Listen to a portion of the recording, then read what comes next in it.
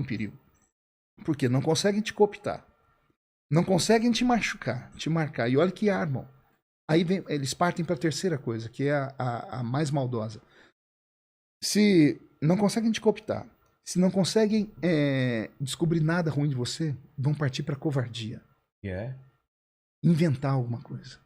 Criar. Plantar. E vão fazer isso com você. Comigo fizeram isso. Tentaram, na época, não sei se você acompanhou, eu fui acusado de tentativa de estupro de uma jornalista. A Lelis lá? Aquela sua amiga. Que é minha amiga? Minha assessoria que me disse que... Sou bloqueado por ela. Minha assessoria que me disse. Eu não sei por que eu sou bloqueado. Ai, cara, por que a Patrícia Lelis me bloqueou, Mandíbula? Depois pesquisa isso. Eu não sei. Eu não sei se o Google vai ter essa resposta. Pergunta, eu sou bloqueado por ela, não sei por quê. Então, depois, veja só, quando acontece tudo aquilo com a Patrícia... Mas isso foi na mesma época, mais ou menos? Não, isso foi na sequência, porque isso é uma história, né? Isso foi... Eu já nem lembro mais que ano que foi. Foi? Não. Começo, foi logo depois. Foi no final de 2000. Já não me lembro mais. Tá, bom, mas, que seja. Mas você foi nomeado. Fui nomeado. E a Patrícia Lelis aconteceu quando essa denúncia? Eu já não lembro mais. Mas foi depois? Foi logo depois. Meses ou anos? Meses à frente. E ela era o quê? Ela era jornalista? Ela não é nada. Mas você conhecia ela? Conheci ela em um momento. Ela foi no meu gabinete, tirou uma foto, ela e a mãe dela, que ela disse que a mãe dela era evangélica. E aí você estuprou ela logo com a mãe dela olhando? Não, ela disse que eu coloquei faca no pescoço, chutei perna. Foi uma coisa de maluco. Ela não é um negócio de mitomaníaco, um negócio dele? Pois é, eu que descobri isso. Né? Como que... Porque ela já tinha feito isso com outra... Lá em Brasília, tem a história dela, assim, são muitas. Depois de mim, o mais recente agora é o Eduardo Bolsonaro. Também, né? O processo que o Eduardo tem, que está na justiça, até hoje é por causa dela. Mas ela acusou o que ele também? Mesma coisa. Ela acusou... Eu fui caramba, o quinto. Com faca? Com faca. É ritual satânico, é coisas assim. Por isso que cai em descrédito. Mas tinha troca de mensagem de vocês? Não tinha nada. Mas não tinha na época um negócio assim? Eu tô viajando. Tudo criado, tudo inventado. Mas ela falou que tinha. Falou. Tá. Ela falou de tudo, né? Tanto é que eu a processei, ela me processou, eu venci na justiça, ela teve prisão decretada aqui em São Paulo pelo Ministério Público. Por causa disso ou por outras coisas? Por causa disso. Por isso que ela fugiu do Brasil. Ela não tá mais aqui? Não, tá nos Estados Unidos. Inclusive foi presa nos Estados Unidos 2 vezes o ano passado. Por quê? Mesma coisa daqui. Mesma mentira, invenções. Né? O Eduardo acompanha a vida dele, ele que me põe a par. Eu tinha que trazer o Eduardo Bolsonaro aqui. Ele gosta desses podcasts aqui. Eita, Ele vem. Não sei se ele aguenta o tranco aqui não, cara. Eu tenho umas coisas pra falar pra ele aí. Então, tudo isso... aí, veja só, a Patrícia, quando ela vai dar a primeira coletiva dela... Abalou, né? Mas é claro que abala. Eu sou pastor. Exatamente. Sou casado. Estupro. Tem 3 filhas na idade dela. Uma menina lança uma história dessa. Só que veja só, Deus é tão bom na minha vida, e aqui entra os fatos transcendentais. Exatamente. Aguenta mais um? Vamos, vários. Quem foi que resolveu comprar essa briga na época foi o Cabrini. Cabrini de novo. Cabrini já tinha feito uma reportagem comigo lá atrás, que é aquela que ele contou da minha vida, que ele queria saber quem era esse deputado de nome. E quando teve esse caso da Patrícia, ele quis falar comigo. Ele falou, pastor, o senhor permite? Eu falei, permito. Falei, só que eu sou investigativo. Se for verdade, o senhor vai se lascar. Eu falei, pode vir, porque quem não deve, não tem. Ele fez uma entrevista comigo e com ela. E quando ele entrou no meu apartamento, que é onde ela disse que tinha acontecido tudo aquilo, né? Ao entrar no meu apartamento... Apartamento lá de Brasília? De Brasília. É impossível você entrar e não se deparar com uma réplica de uma obra-prima, uma das mais conhecidas no mundo, né? A verdadeira é pequenininha, a minha tem 1,5 metro de altura, que é um quadro da Mona Lisa. Eu achei que era o símbolo do Corinthians. Não. Não, começou as heresias aqui. Não. Olha, estamos mal, mas isso é temporário. Olha, o Corinthians, até na Bíblia perde. 1 Coríntios, capítulo 2. Você quer ficar com a Bíblia, com o time? Vamos para o Salmo 92, versículo 12. O justo florescerá como o Palmeiras. Tá escrito. Olha que sacanagem. Mesmo não tendo mundial. Isso que eu ia falar, nem na Bíblia tem mundial. Pelo menos é um palmeirense sensato. É um palmeirense sensato, exatamente. Mas aí tem esse quadro, ele já ficou... O Cabrini olhou aquilo e não me falou nada. Quando ele entrevistou ela, ele teve a sacada e falou assim, você teve na casa dele? Tive, a casa dele é assim, os sofás são assim, os móveis... Por que ela desenhou o meu apartamento? Porque é um apartamento funcional. Todos os móveis dos apartamentos funcionais... São iguais? São iguais, porque tem até a plaquinha lá, que é propriedade do governo. Então, meu pensamento, ela foi em outro. Ele perguntou do quadro e ele... Aí ele falou, tem lá uma obra de arte. Ela falou, não tem nada lá. Tem. É um quadro, assim. Quando ele falou e mostrou para ela, disse, não, ele colocou agora. Acabou de colocar, né? Só que aí vem a fato transcendental. Quem foi que me deu esse quadro? Foi um pastor. Um apóstolo aqui de São Paulo, que eu pregava na igreja dele muito. E eu vi uma réplica. Ele falou, eu tô indo para a França semana que vem. Vou trazer uma réplica, vou mandar emoldurar e vou te dar de presente. E tudo que vem da mão de pastor, para mim, é santo. Né? Então, olha só, ele olhou aquilo e viu. Aí vem o segundo fato. Ela tinha uma data fixa na mente, data e horário do acontecido. Né? Só que na data e no horário que ela tinha, que ela disse, eu estava entrando no Ministério do Trabalho. E o Ministério do Trabalho tem as câmeras. Sim. Câmeras com horário e tudo.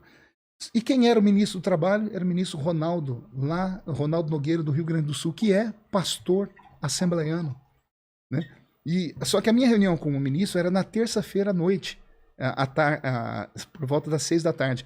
E ele me ligou e disse, não consigo te atender agora, estou saindo para uma reunião com o presidente, vamos remarcar para amanhã cedo. Eu falei, ministro, não faz isso comigo. Porque as votações, às vezes, da terça-feira, na Câmara, vai até 3, 4 da manhã.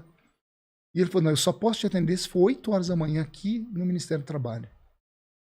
Por que ela havia dito esse horário? Porque esse horário era o horário que eu sempre estava no meu apartamento. Mas nesse dia, eu fui arrancado do meu apartamento para ir no ministério. Entendeu?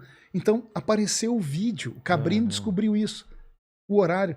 Tanto é que ela salvou pelo Cabrini, então. Ela foi no Luciano Gimenez, e quando a Luciana mostrou o vídeo, ela falou assim, ele é pastor, ele deve ter poder de estar em 2 lugares ao mesmo tempo. Ela falou isso? Ela falou isso. Virou piada. Por isso que ela virou... Veja só, não durou uma semana esse escândalo. Sim. Virou piada. E eu fui inocentado, absolvido, minha família, e não teve ônus nenhum para mim, a não ser o sofrimento do momento, que não tem como tirar isso, né? Claro. Mas tudo de maneira divina. Olha só, as 2 provas que tinha contra ela vieram de pastores. Por isso eu acredito. Mas ela agiu sozinha ou foi algum partido, alguém que Aí que eu ia falar, ela? A primeira vez que ela resolve falar publicamente, dar uma coletiva, foi no Senado Federal com a senadora Vanessa Graziotin, que era PCdoB, Partido Comunista do Brasil. E bem nessa época, eu estava levantando a CPI da UNE, da União Nacional dos Estudantes que Não Estudam. Eu propus a CPI da UNE.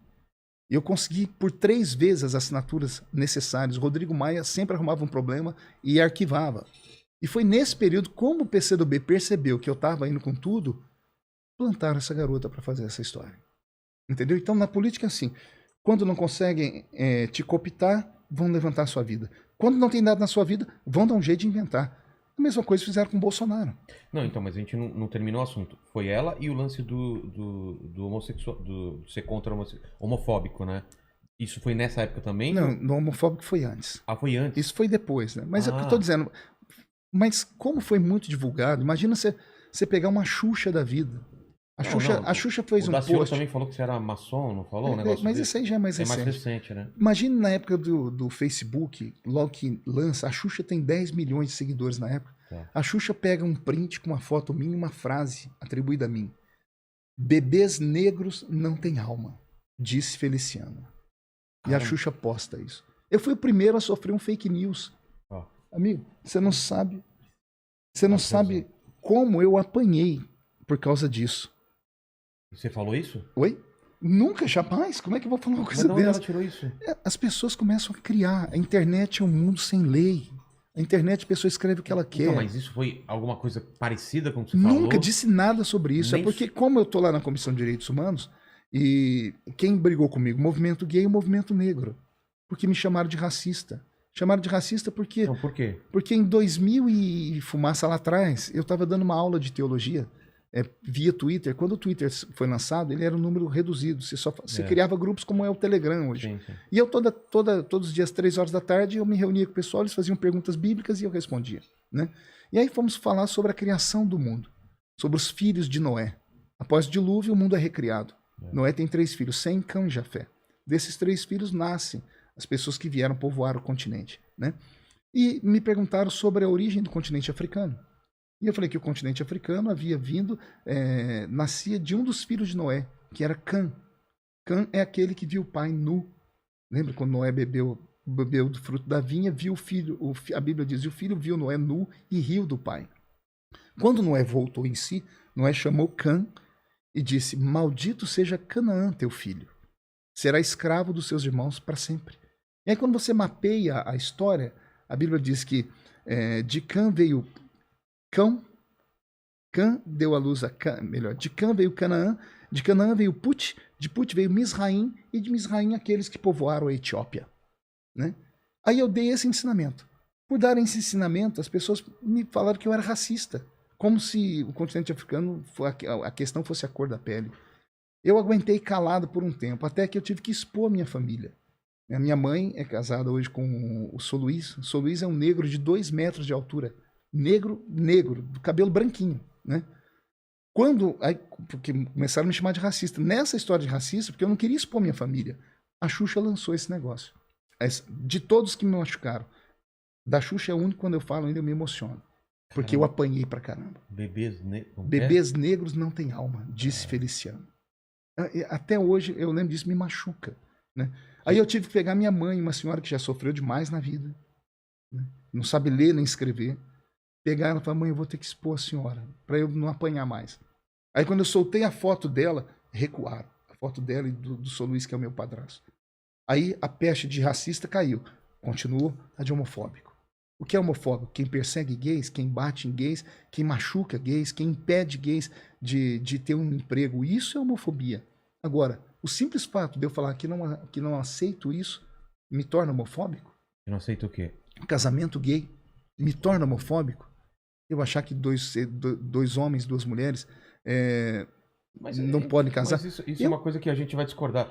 Cara, vale a pena a gente brigar por isso? Não, mas eu não brigo. Não, mas tipo assim, deixa as pessoas casarem. Você não tem esse pensamento assim, às vezes? Sim, cada um leva a vida do jeito que quer. Eu não vou intrometer na sua vida, mas eu tenho a minha fé. Não, peraí, eu e o Mandíbula, a gente não tem nada. Mas eu tô falando assim, se o Mandíbula aqui quer casar com outro cara, deixa. É coisa dele.